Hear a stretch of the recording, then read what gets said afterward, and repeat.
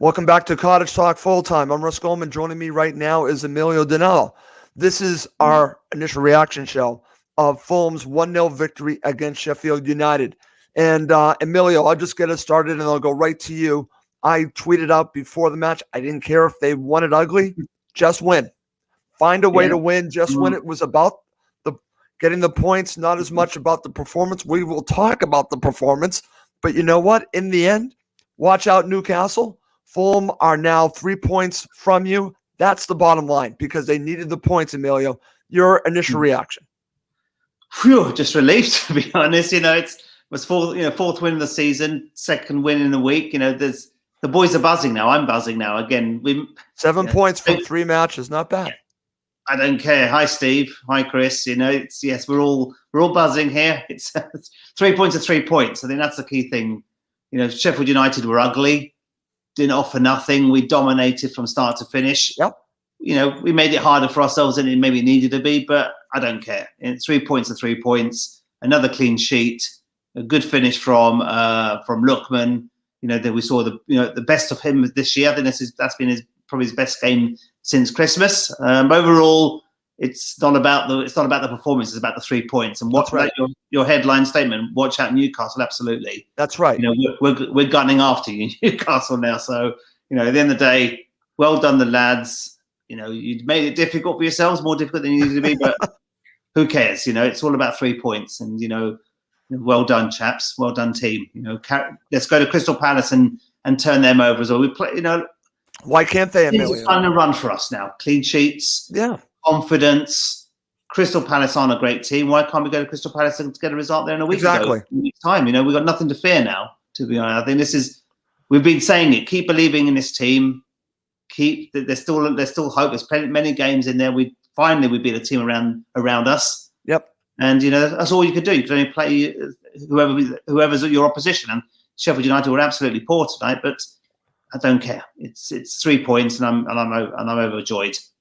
Right, and again, this is my initial reaction. Fulham win ugly, but really, who cares? Who cares? Because again, at this point of the season, the announcers kept talking about how well Fulham play. They move the ball around, but they don't have that cutting edge, that way to really get behind you and get those really great chances and score goals. But you know what?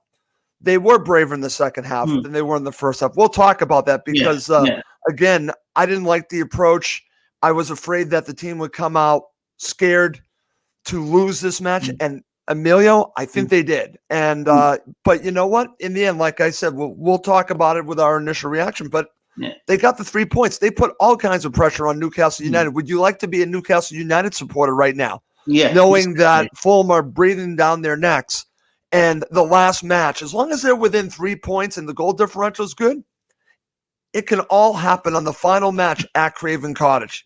That's what you want. You want better than that. Yeah, absolutely. But again, right now, Emilio, and I know Fulham have some tough matches, but I just watched Everton beat Liverpool. Anything is possible this season. Everything's possible. And these victories are starting to give us confidence. This is 8 points out of 12. Against Everton, top 6 team, who've gone to Liverpool and beat them.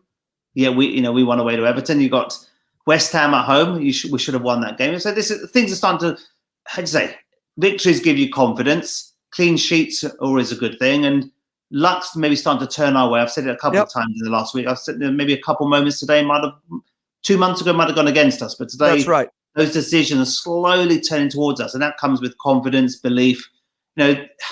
With the dominance that we had, maybe we should have won more comfortably. We should have created more clear-cut chances. But let's not reflect on that. Let's enjoy the victory. Okay. Let's take 3 points and let's hope Man United turn Newcastle over tomorrow. And then we're 3 points behind my biggest rivals, Newcastle, who I'd love to send down. You know how much I love Newcastle. Absolutely hate them. Well, my friend, we might have that opportunity, and that would actually make me very happy as well. I have a friend that's a Newcastle supporter, and I wouldn't mind seeing his club go down, and nothing against him. But, again, I'm not a big fan of his club. So if that happens, so be it. But, again, like you said, we're going to concentrate, obviously, on winning, but we do have to talk about the match. And I just mentioned this, Emilio. I just want to talk about this briefly as we look at the match. because, again, Sheffield United were there for the taking. The announcers kept saying it throughout the match. You said it to me off air. I said it to myself. So it just felt like there was a lot of pressure on these players going into the match. I could feel it, and I was concerned how would they react to it. And it almost felt like a game in the championship last season when Fulham just wanted to get to the half. They were going to be patient. They were going to get to the half. It felt that way. It felt like they were playing not to lose in the first half. Your thoughts? And I'll also say it was a return of Parker ball. Yeah, it was. In the first half. In the first half, dominant. We had a good first 10-minute spell. We got, I think, 4 or 5 corners. We looked not dangerous, but we had intent. We pushed up the field. Sheffield United, for some reason, came to defend and try to get a draw rather when they knew they were fighting for their own lives themselves. But 10 minutes, we had a good spell. We had when Lookman and Robinson were linking up well on the left. Yeah. That's where we were looking most lively. And Loftus-Cheek, grew and grew into the game. But then suddenly we decided, going backwards and forwards, sideways. There was no cutting edge there. We didn't use Lookman enough in that first half after that first 10-minute spell. And Gieser was going backwards, not forwards. We had so much space, so much time. Yeah, it was just important just to keep possession and protect not to be behind, not to concede. I just felt that disappointing. We could have been more brave. Yeah. We should have been more courageous. They were there for the taking. They offered nothing. Absolutely nothing in the first half. Nothing. And it just feels like it would be nice to go forward, show more intent, get that first goal, and get Sheffield United to open up a little bit more and create more space for ourselves. But we were more comfortable. I thought we lost 45 minutes of opportunity there. Okay. That 45 minutes, albeit we had a lot of possession, what did we offer? Very little. And that for me was half a game that we've lost an opportunity to take a lead and maybe kill the game off. So again, you're already on the back foot going into the second half. Only 45 minutes to score a goal. Yep. And then we made it more, and then we made it difficult for ourselves again in that last 15, 20 minutes. It was more painful than it needed to be. We should have just, we should have gone for a second goal, killed the game off, and then you can play Parker ball till the cows come home. But we just made it a little bit more difficult than we know. And where did that 7 minutes come from at the end? God knows. I have no idea where all that came. And Benjamin Bird has been messaging. He wants us to talk about the situation at the end of the match with Ariel. Trust me, we're going to talk about that. We talked about that off air. We will talk about that in just a bit when we talk about the second half. Trust me, it is something that we are going to talk about because I'm sure that's going to be a topic of the discussion with the Sheffield United coach. I'm sure he's going to bring it up. I've watched many angles of it. Steve Lydiard thought it was, to be honest, he thought it was a penalty. But again, we'll talk about it. I've seen many angles on it, but we'll get to that in just a bit, Emilio. But let's transition with our initial reaction show, and let's talk about the approach in the second half. And I could see a change right from the get-go from Fulham. So let's now talk about the second half. Yeah, look more, a bit more direct. I think at the end of the day, there was a bit more intent, more purpose, more intensity there that we missed.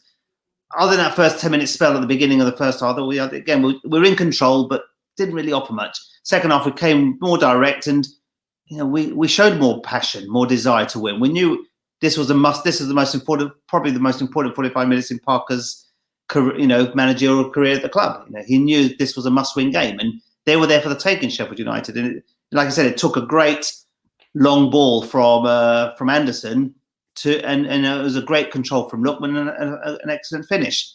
But look, we stopped passing all this, one-touch passing. We changed our system, played more direct, and that's where we got our reward. To be honest. So we keep saying it'd be nice sometimes just to change things around a bit. Be less predictable. Harrison Reed tried a couple long. That's right. As well. That's right. Enough. They almost went to, I think maybe to Lookman or to Madger, but we did change the system, but we had to. If we were going to play another 45 minutes like that, we'll never have scored, to be honest. And I think at the end of the day, we created a few opportunities. We carved out some chances. I thought Loftus-Cheek, the first 65 minutes of the game was outstanding. Maybe deserved a goal. Agree. With a bit more confidence, that would have gone in the back of the net, but he tried to side foot it rather than hit it hard in the bottom corner. But he looked strong enough for that. But he did tie the last 25 minutes or so. But but I thought he was probably our best player up to about 60, 65 minutes. Okay, very good. These are the performances that we need to see from him. I know it's not translating into goals or assists, but it's behind. But it's affecting the entire team. If he plays like this, it almost is a domino effect because I think he makes players around him react to what he's doing. And again, I thought he was, like you said, for 60, 65 minutes, you could argue he's man of the match. We'll end with man of the match. Was he your man of the match? We'll talk about that in just a bit. But let's go back to the goal because, again, like you said, we've seen the ability of these two players. You talked about Anderson's pass, but also, and listen, you've been critical of Lookman, and I understand why, because he has all of this potential. But we want to see the potential become goals, right? We want to see the goals. He has this in him, Emilio. He definitely has this in him. And this goal showed it, my friend. So let's talk a little bit more about the goal because I know this is what you've been screaming for from Adam Lookman. Yeah, absolutely. I was his biggest fan before Christmas, but I've said, he hasn't, last few games, he's gone missing, to be honest. But today in that second half, he looked lively, he looked dangerous, and that's probably where the breakthrough was going to come from. I didn't think anyone else looked threatening enough to score a goal, and it was a great long ball from Anderson, and he's got a habit of doing that. Anderson's crossfield passing is at times excellent, and Lookman took the ball well, and he only had one thing on his mind. He was intent on going straight for goal. There were options around him, but that was good. He needed that goal for his confidence because he's had quite a few poor games recently, and I'm critical of him because he's not performed. He's our star player. He was our star player before Christmas. We need him to keep doing those special tricks, score a few more goals, take on a few more players. I think he could have taken on the players a bit more often today. With a lot of the possession he had, I think maybe he was looking for the easy pass, but at times we were crying out, go and take your defender, stretch him, get into the box and get a good cross into the 6-yard area. So at times, maybe again, it goes back to what I said, decision-making from some of our players. Right. When we've got to be more direct at times. Get the ball in the 6-yard box, put your defence under pressure, and then hopefully the likes of Madger, Lookman, Loftus-Cheek can score more goals. But sometimes we want a bit too many passes, and we try to walk the ball into the net. But Lockman's goal is what he needed. He need that for confidence, and hopefully that will stir him up, ready for Crystal Palace next week. Okay, very good, Emilio. And after that, it's funny because I want to get your thoughts on how Fulham reacted. I thought that they were still trying to play on the front foot, but you knew you were going to get a reaction from Sheffield United. Then obviously they were starting to create some things. They made some substitutions. But what I want to focus on, and again, it's not that I want to be negative after a victory. That's not what I'm talking about. But again, I've had fans already message us. They want us to talk about this. We have to talk about the substitutions, okay? Especially Kenny Tete coming on and changing the formation. And it just, my first thought was, even though it wasn't a center back, it was like, we're going old school back to last season. We're going to really just see this match out 1-0. And I'm thinking, and the announcers were saying this, Emilio, the best defense is to go forward, be more offensive, go forward. And the decision was made by the substitution, in my opinion, to try to see this out. And we had this happen so many times last season. Your thoughts about the substitutions in general? Yeah, it's same old, really, to be honest. It was very, very Parker-esque, isn't it? It's all about protecting the 1-goal lead and trying to create, chances and just be patient in possession. But I worried when Norwood came on. I'm surprised Norwood didn't start because I know we know what Norwood can do from set pieces. He's always their threat. Last season, when Sheffield United were in the top half of the table, how many assists did not only Norwood provide to them? Penalties, corners, set piece. He's a danger. And as soon as he came on, he offered more width and more danger. There was a great cross into the penalty area that was it Billy Sharp who headed it over the bar again. Yes. How often did we do that in the whole game? How many crosses did we provided in that area? None tonight. I can't remember one cross as good as that Norwood one. So, but overall, our substitutions were typical Parker: protect the lead and just keep possession. But on another day, that could have hurt us, and maybe we'll go on now onto the Arioli incident, because if that was, I thought it was more a penalty than not. And I looked at it from different angles. On another day, that penalty would have been given. I would have been fuming. I would have said, Parker, get the hell out of the club, because it would have been his fault that we end up not picking up all 3 points today. Oh, boy. That was, Thankfully, decision went our way. I thought it was more penalty than not. But I said it the other day, and I said it a couple of times now.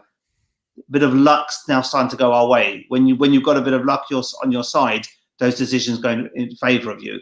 3 months ago, they weren't going in favour of us. Okay. Let's talk we about a bit of luck. I don't. Okay. So. Okay, let's talk about it. It's funny because again, the announcers that we got here were focusing when they first looked at it, they didn't think it was a penalty, but the more that they replayed it, they thought, well, wait a minute, it might be a penalty. Now, Steve Lydiard, who is a ref, has already been messaging in our messages here that, to be fair, he thought it was a penalty. But when I watched it, and Emilio, again, like you said, luck goes our way. VAR did look at it. Yeah. So it's not like it wasn't looked at. They made the decision. It wasn't a penalty. And I think the reason being is that Areola got to the ball first. And the ball went away from him. And the ball went away from him. And then they collided. Yeah. So that's why I think they made the decision. But, it's interesting because the more I watched, I felt like I was getting different messages to myself. It's like, well, if the shoe's on the other foot, would I be saying, if I'm a Sheffield United supporter, that's a penalty? If it happened to Fulham, would we be saying? So that's the way I look at it. Would you be saying if this happened to Fulham, that's a penalty? That's the question. Yeah, exactly. And you look at it, obviously, Steve Lydiard's probably better qualified than me to actually talk about the rules of the game, but Areola got to the ball first. It hit his knee. The ball then went away from him, and that's when they collided. So if you look at sequentially, you could argue, well, actually, Areola got the ball. The ball was going away from the defender. Therefore, the defender didn't lose an opportunity to score from the rebound from the knee. So maybe that's the reason why I don't think it was given.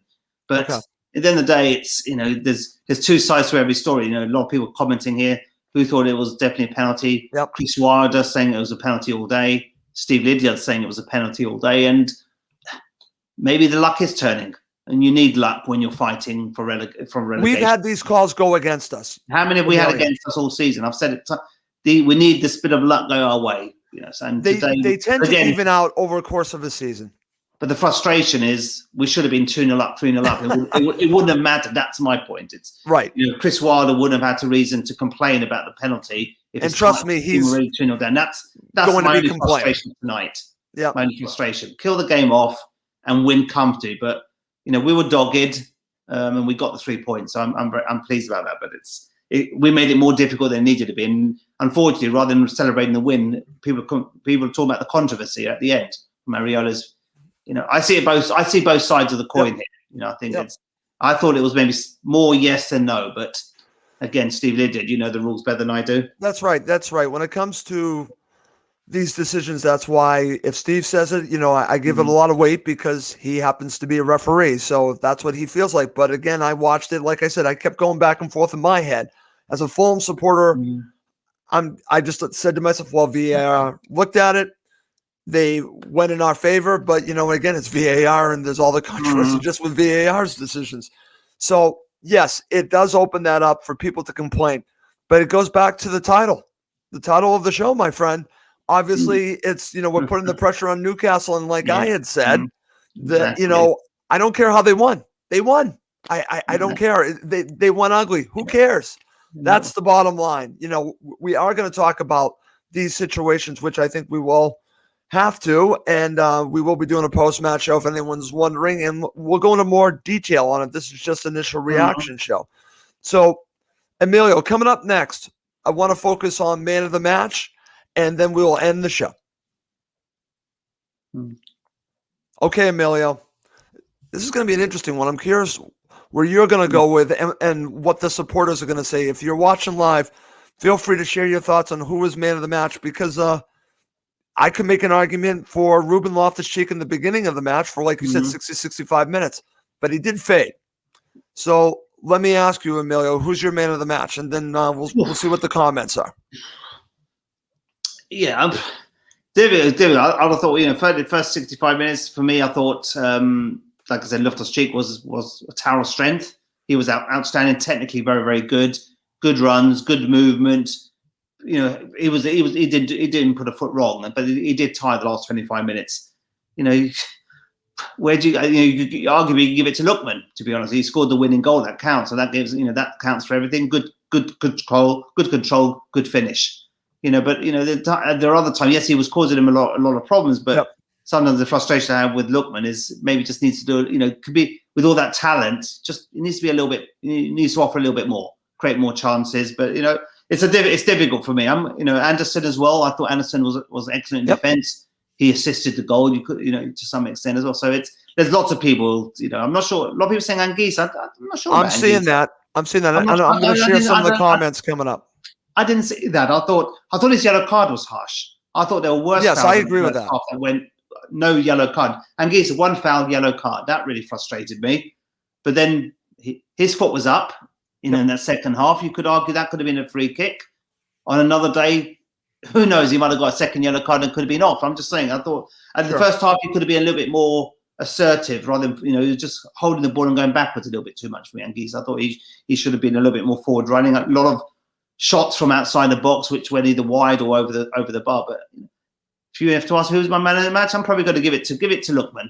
To be honest, I'm going to give it to Lookman. He scored the winning goal. Okay. I've been critical of him. You must have listened to me the last few games where I've been critical. So yeah, I'm going to give it to Lookman for scoring the winning goal because that's given us the 3 points at the end of the day. Okay. I'm going to share some of the comments. I'm actually going to agree with Benjamin Bird. I'm going to say Ruben Loftus-Cheek because I thought that he gave us the platform to win this match, just the way that he played. Was it 90-plus minutes of fine play? No, I think he faded, but I think he was key, and I think he's going to be key. If he can continue up performances like this, Emilio, it can go a long way for Fulham to staying in this division. They need him to play like this. They absolutely need that.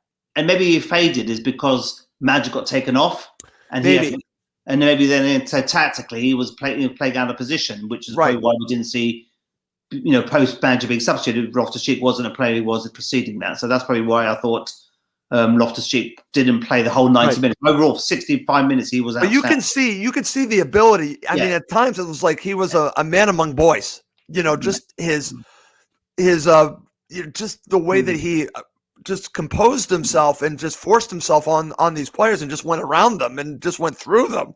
So again, you can see his physicality, but his technical ability too. You just need him to score a few goals too. He tried, and that's the part of the game. Once he puts that together, man, we might have something for the rest of the season. He could be a very key player for Fulham. So I'm going to agree with you, Benjamin. I'm going to say Ruben Loftus-Cheek, but I got a ton of comments, so I'm going to go through some of them. Stefan says man of the match Anguissa. So then we're going to go to Steve Turner, Anguissa. So we are going to have a lot of that Anguissa, Anderson. Now this one's going to be interesting. Areola did make a key save, and then you have Areola here from Ryan Guy. And again, there are a couple different ways to look at Areola because he did get in there, but there are some that feels that there should have been a penalty on him. So Adam Goff, Anderson. Then we have a lot of Anguissas. Yeah, I didn't see that for me. I didn't see Anguissa big man of the match for me. I thought he had a solid game, but I didn't see him being outstanding for me today, I think. Yep.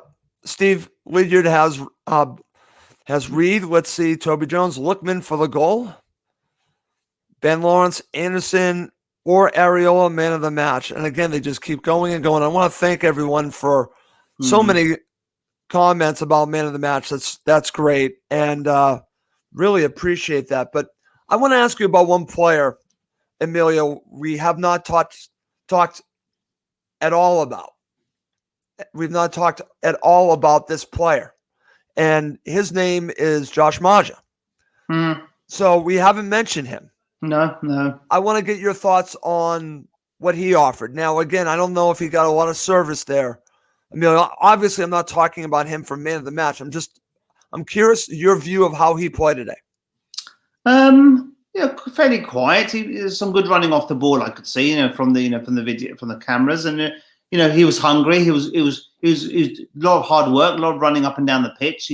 I like the fact that he comes and defends as well at times. I think that's noticeable as well from the 3 games we've seen him. But what service did he have today? Again, it's. No, from Robinson. Where's the width from Robinson today? Very, very poor, to be honest. So I'm not, not Robinson didn't what, I'd rather go back to the lineup that we had against Everton and Burnley rather than today in defence. I'd rather see Tet and Aina playing their correct positions rather than than Robinson playing. Robinson didn't do enough for me today. He had the whole pitch there. Robinson. Do you think he was too cautious in this match? Too cautious. I would like to see them a little bit more charging forward a lot more and take on and stretch their defenders. Him and Lookman didn't link up enough for me. There was that 10-minute spell at the beginning and a spell in the second half, but Robinson didn't do enough for me there. Yeah. But overall, Madge, his job is to score goals. What service did he have? Pretty much zero. Right. There was a bit of a moment in the second half when him and Loftus-Cheek got in each other's way. That's right. Yeah, there was that moment there. But other than that, it's But I still think he's active out there, Emilio. I just don't think that he got.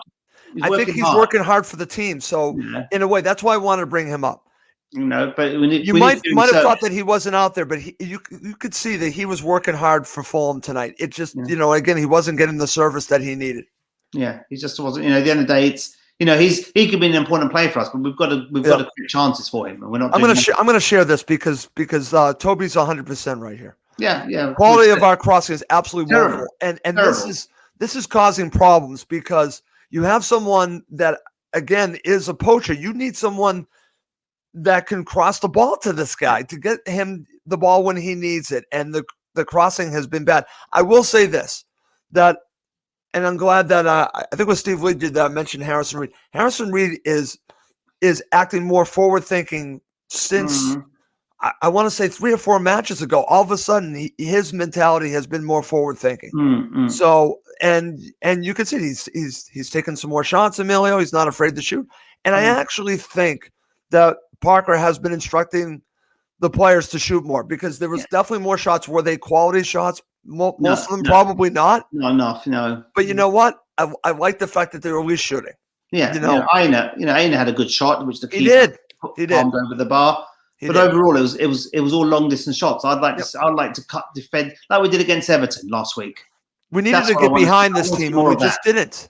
I want to see Lookman and the wide men get down the flanks, get the ball in the 6-yard box, and then create chances for the Loftus-Cheeks of this world, the Lookmans, for Madger.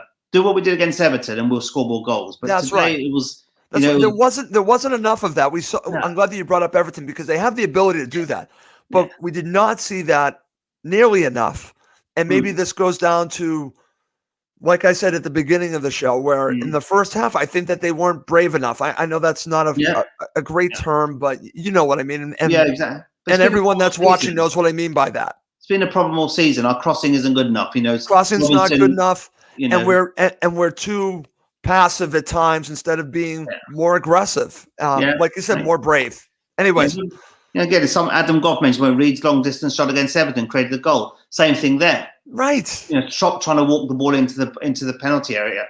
Just exactly. Be more brave, change it, be more unpredictable. That's right. That's right. That's why I encourage the shooting. I know it's not always going to lead to a goal, but I think it gets the goalkeeper thinking. And I've always been one that, and again, Clint Dempsey used to just shoot for shooting's sake at times. Yeah. But you know what? I think it opened things up. And I think in a way, just, again, if it's a quality shot, fine. If it's not, okay, at least you're trying to get in the goalkeeper's head a little bit, So anyways, my friend, great stuff.